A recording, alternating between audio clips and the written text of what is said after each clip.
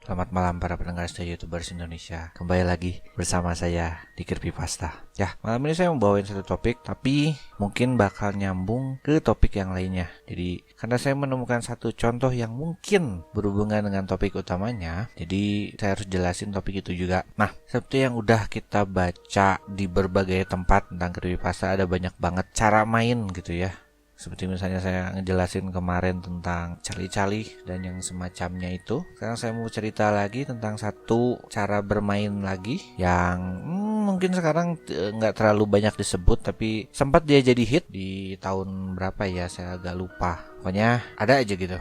Nah, yang mau jelasin tentang elevator to another world. Jadi kita akan bermain menggunakan elevator atau lift untuk pindah dari dunia sini ke dunia lain. Langsung aja, biar nggak lama-lama, saya mau iniin caranya. Pertama, tentu saja kita bawa diri. Permainan ini cuma bisa dilakukan oleh satu orang, nggak bisa dua orang atau lebih. Jadi kamu harus sendirian. Yang kedua, pasti ada lift. Nah, liftnya sendiri di sini minimal 10 lantai ke atas. Jadi kalau misalnya cuma nggak di atas cuma 9 terus basement 1 itu nggak dihitung. Jadi harus lantai minimal dari lantai 1 ground. Dari lantai ground ke lantai atas itu ada 10 minimal.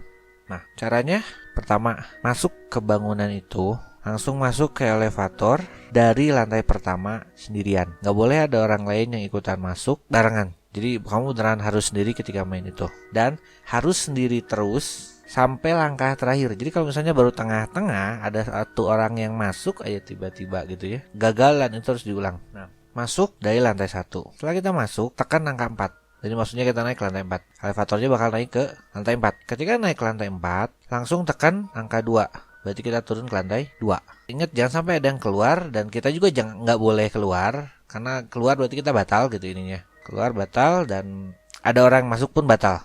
Tadi dari 1 ke 4, dari 4 ke 2. Setelah kita sampai lantai 2, pencet angka 6. Kita naik ke lantai 6. Setelah naik ke lantai 6, pencet angka 2. Berarti 1, 4, 2, 6, terus tekan lagi 2. Jadi kita turun lagi ke lantai 2. Setelah sampai lagi di lantai 2, pencet 10. Kita bakal naik ke 10. Nah, setelah pencet 10, pencet lagi satu angka 5. Nah, berarti kita ada sekarang ada di 5, di tengah-tengah. Nah, kalau berhasil, ketika sampai di lantai 5, bakal ada perempuan masih muda, satu orang bakal masuk ke dalam lift. Kalau nggak ada, berarti batal, langsung keluar aja. Atau langsung pencet angka 1 aja keluar gitu. Nah, kalau ada perempuan masuk ke dalam elevator itu, jangan ngelihat wajahnya. Jangan juga ngomong ke dia, karena yang sudah masuk itu bukan orang. Nah, setelah orang itu masuk, dia bakal berdiri di belakang kita. Karena kita di depan ini ya, kita di depan panel lift. Panel angkanya. Nah, dia mungkin bakal ngomong sesuatu, tapi jangan dijawab. Tekan angka 1. Kalau berhasil, ketika kita mencet 1, kita malah naik ke lantai 10. Kalau kita ternyata turun ke lantai 1, berarti itu gagal. Keluar aja, langsung keluar. Tetap perempuan itu nggak boleh dilihat sama sekali. Kalau dia ngomong jangan dijawab. Kalau kita naik ke lantai 10, ketika pintu 10 kebuka, itu udah bukan bangunannya lagi. Kita udah ada di tempat lain.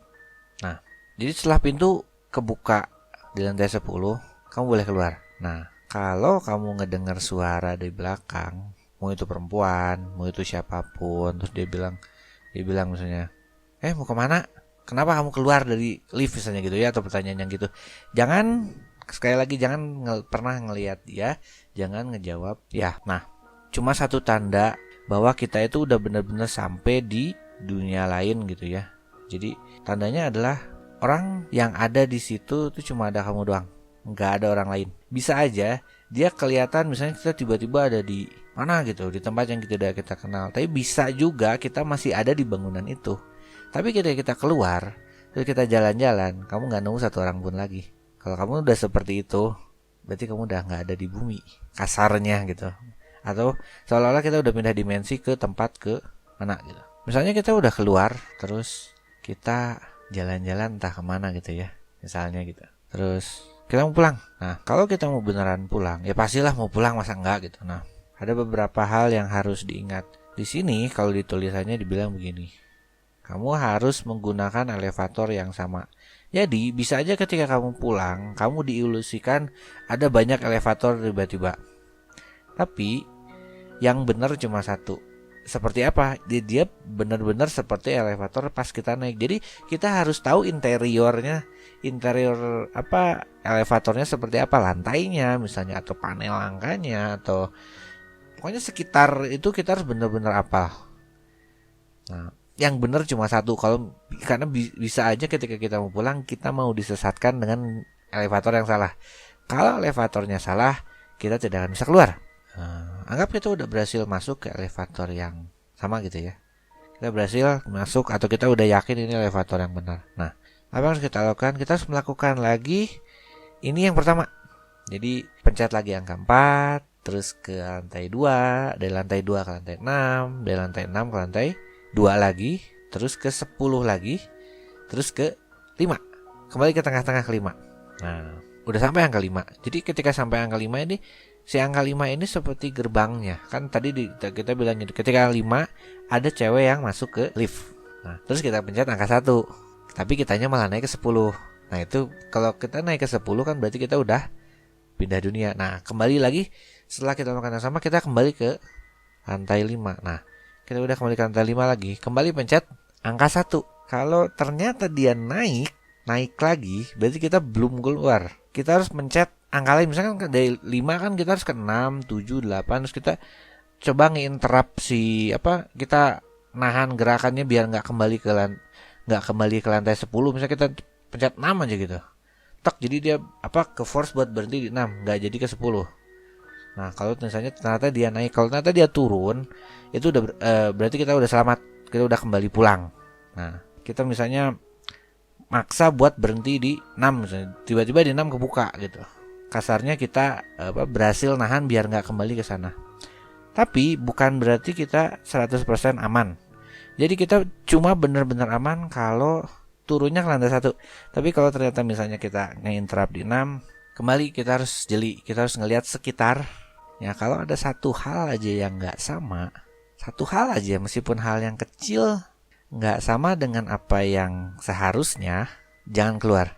Ulangi lagi yang tadi yang pertama. Sampai elevator turun di 1, atau misalnya turun di lantai berapa aja, ketika misalnya tahu naik terus dibatalin, terus dilihat, oh ini beneran sama gitu. Ini beneran ruangannya sama persis gitu.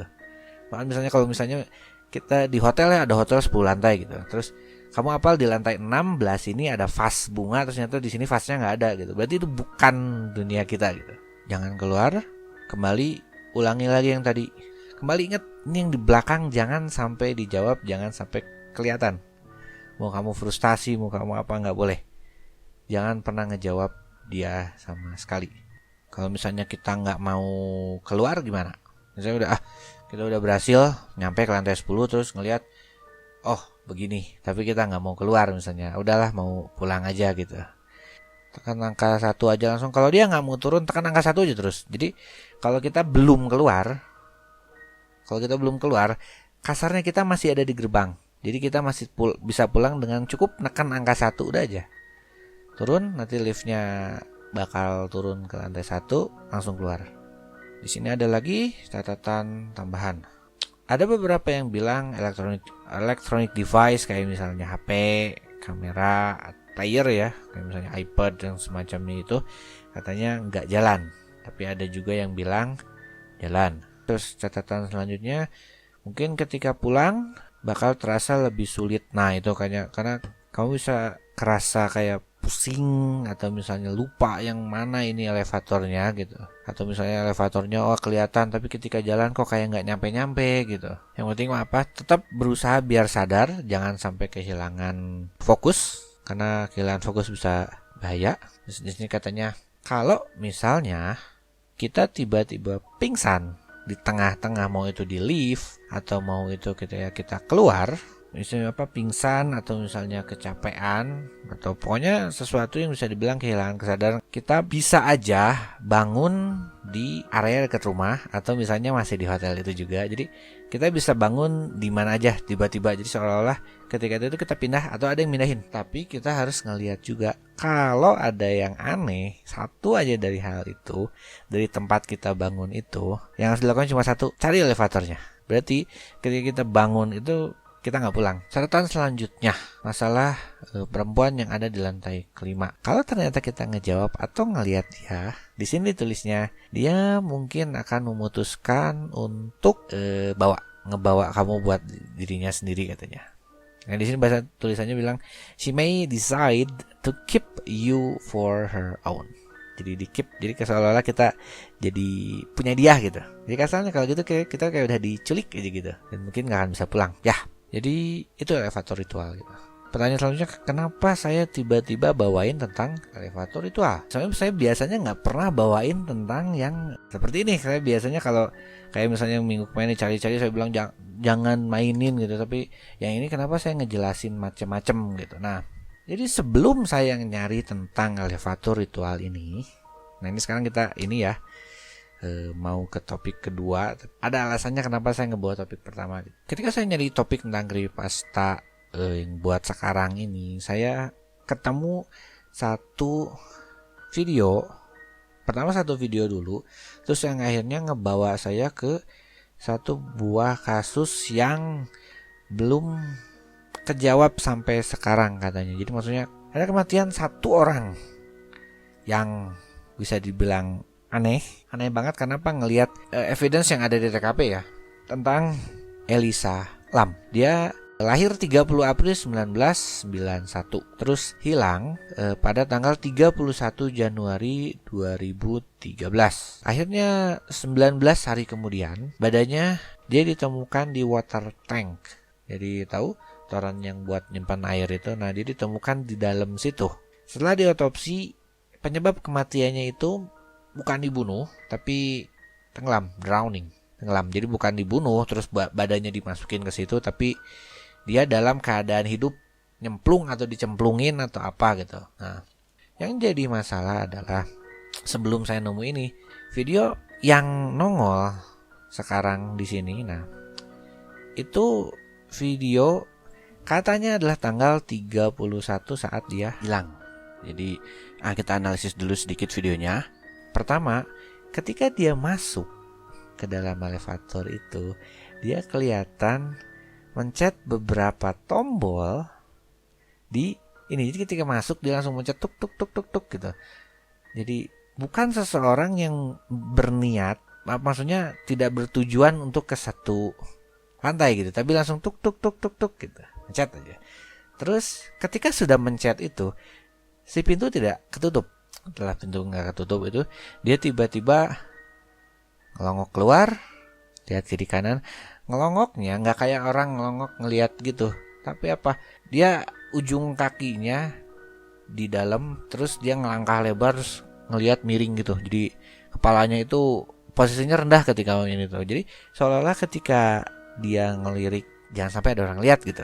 Udah itu dia kembali diem aja. Terus tiba-tiba dia minggir ke satu sisi dari si elevatornya gitu. Terus kesudut tiba-tiba diem, kayak yang dia tuh lagi sembunyi dari seseorang gitu. Kayak ada yang nyariin atau misalnya ada yang ngejar, terus dia sembunyi gitu. Nah, tapi dari wajahnya dia nggak kelihatan seperti orang yang sedang dikejar. Saya kelihatan dari ekspresi wajahnya. Kita nggak perlu pintar-pintar psikologi untuk ngelihat orang wajah takut sama enggak kan. Itu mah tinggal dilihat aja.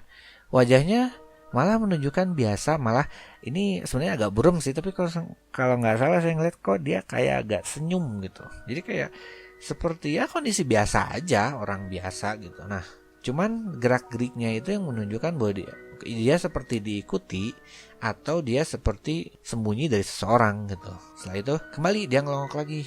Dari ininya tuh dia ngelongok cuma sedikit gitu, kayak yang seperti bener kayaknya ada kayak orang ngikutin atau ada yang ngeliatin siapa loh. Terus dia tiba-tiba kayak loncat pendek ke depan gitu, seperti mau ngagetin. Biasanya ekspresi dengan lompatan seperti itu gitu. Itu kayak orang gitu ngagetin. Tapi kayaknya tidak ada siapapun di situ. Kayaknya dia ini masuk lagi sedikit tapi keluar lagi. Nah, terus setelah agak lama dia hanya berdiri di depan lift. Nggak depan banget tapi dia ke pinggir gitu, ke pinggir keluar kamera.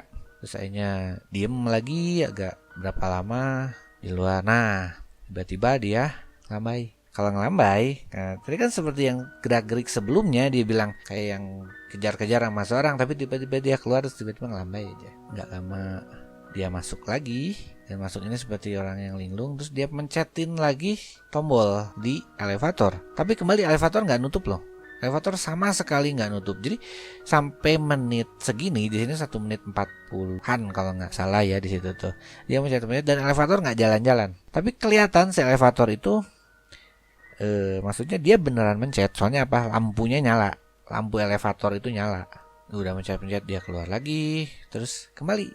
Nah, dia kelihatan seperti ada seseorang yang di dekat dia. Lihat aja gerak-gerik tangannya, kelihatan kan di layar. Nah, tuh dia kayak mempersilahkan seseorang masuk. Pokoknya di sini kelihatan bahwa dia itu sedang berinteraksi dengan seseorang. Jadi kayaknya ngomong deh, ini kan karena ini kamera CCTV, jadi suara biasanya nggak kedengeran. Tahun berapa tadi itu saya nyebut? 2013. Kayaknya dia pergi ya. Di situ kelihatan dia pergi ke arah kiri dari lift. Kalau dari arah dalam lift itu dia keluar ke arah kiri. Akhirnya lift diem aja di sini, nggak kemana-mana. Karena ya kebetulan mungkin saat itu nggak ada yang masuk satupun. Jamnya saya lupa jam berapa. Nanti saya tulis di layar aja. Nah, tiba-tiba di menit 2:59 pintu lift tiba-tiba nutup. Entah naik entah turun karena nggak kelihatan ini naiknya atau turunnya kemana. Pokoknya gerak aja si lift ini. Si ruangannya memang kelihatan similar. Bisa aja memang di lantai ini juga, tapi bisa juga dia udah naik atau turun. Tapi biasanya gini, lift tidak akan gerak kalau nggak ada orang yang mencet. Kalau kita di depan lift kan kita mencet tuh. Nah pas itu kalau misalnya si lift sedang kosong, nggak ada orang yang ini, lift bakal kebuka di lantai terakhir. Lantai terakhir orang turun, lift akan ada di situ dan pintunya bakal selalu ngebuka. Jadi nggak nutup. Kayak misalnya kondisi ini kan, ngebuka itu berarti nggak ada ini. Tapi ketika orang ada yang masuk, terus dia mencet angka, lift pasti bakal langsung nutup. Nah, di menit 3 tadi ketika si lift lift tiba-tiba nutup, berarti ada orang yang mau naik kan di lantai tertentu gitu. Nggak, kalau kita mencetnya di lantai, misalnya ini lantai berapa, lantai 3 gitu. Terus si Lam maksudnya Elisa Lam mencet di situ, pintu nggak akan nutup. Pokoknya yang bisa nutup itu dari dalam atau dari luar. Dari aja ada orang lain yang naik juga. Nah, ketika ketika sesudah lift gerak dan pintunya ngebuka, nggak ada orang satupun di situ. Harusnya ada orang yang benar-benar mau naik lift, tapi ternyata ketika sudah lift gerak dan buka, nggak ada orang satupun di situ. Dan liftnya tutup lagi, gitu kan? Liftnya gerak lagi, entah ke lantai berapa. Terus liftnya lagi kebuka di sini di menit 3:40.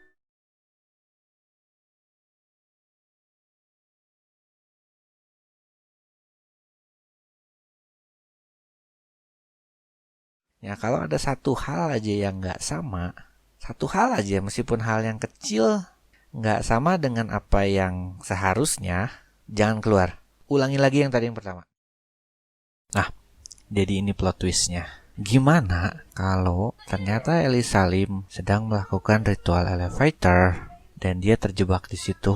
Dia mau pulang, tapi dia nggak bisa pulang, yang akhirnya menyebabkan dia pingsan. Dan seperti yang sudah saya sebutin sebelumnya tadi, kalau kita pingsan, kita bisa diteleport kemana aja. Nah, dia diteleport ke water tank di atas dan menyebabkan dia meninggal, tenggelam.